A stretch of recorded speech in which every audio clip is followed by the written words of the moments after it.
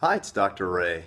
So, the topic people don't generally see how you are, they see you how they think about you. I don't know exactly what I wrote there, but what that means is that more than often, you are how they perceive you.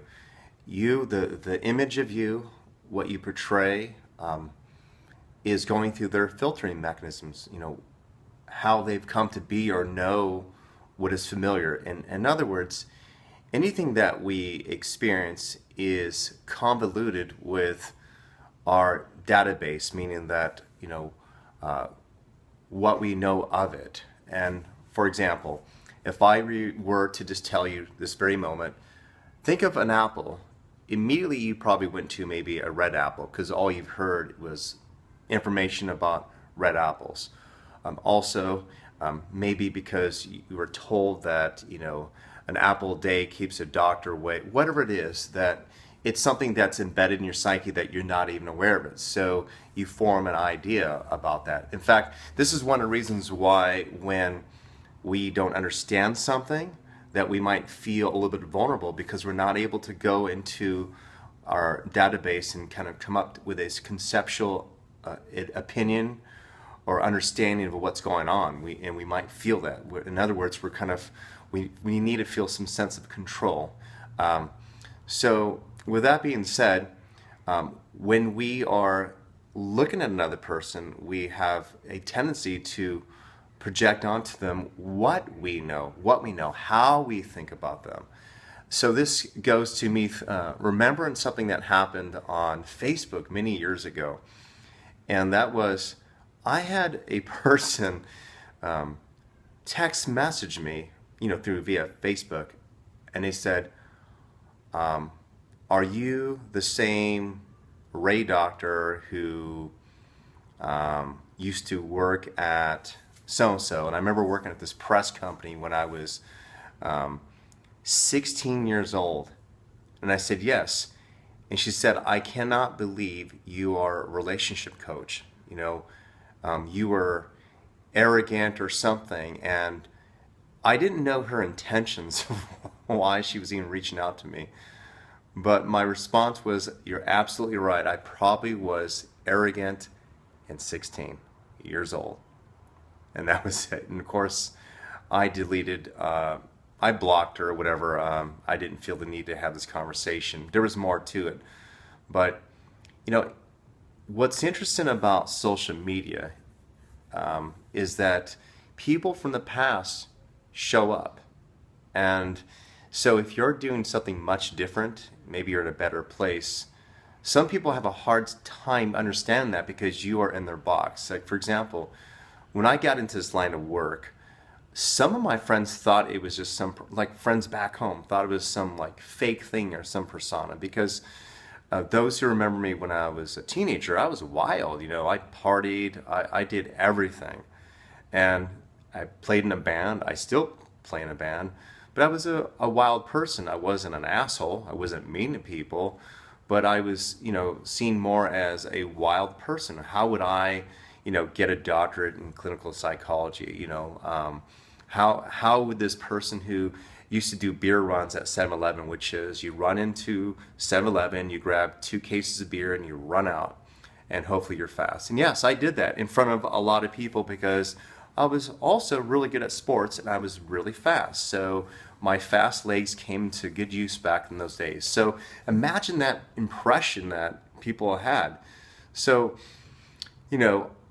periodically I'll have strange emails, not often, where it's from people I went to school with and they seem upset, bothered that I'm not that person, like as if they hope that I was still that person or not doing good for myself, or this is just some act, or I'm being fake, whatever it is.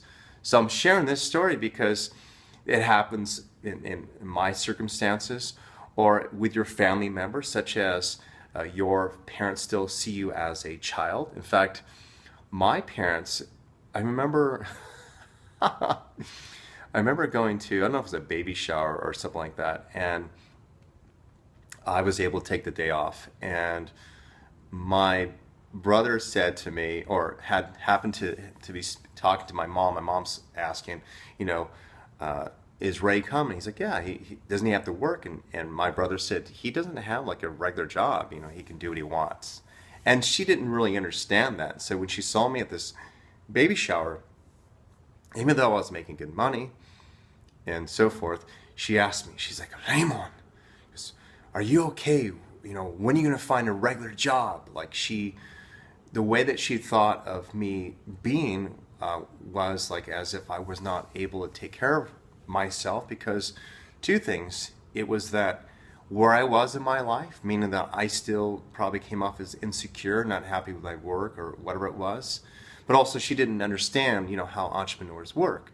So it wasn't until I no longer really cared and I really learned to center myself and found out who I am, which is still a work in progress because who I am is always changing.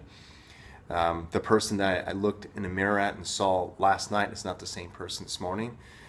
So we're always growing. But when my parents realized that I had become my own person, like meaning it wasn't because I was making more money. It wasn't because I finally demonstrated that I was reliable. It was more of an energetic thing.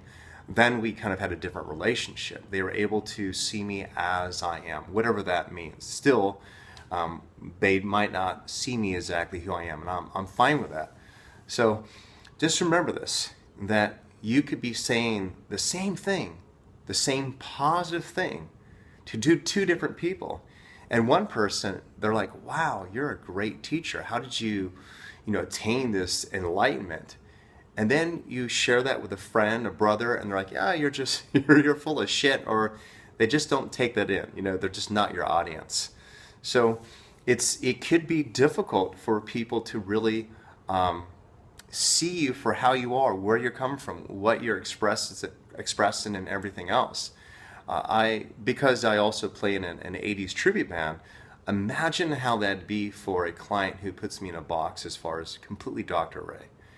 And, I'm mellow and I'm always respectful, but where they're seeing me as this person who's like maybe this, health junkie because I'm helping people in the healing arts.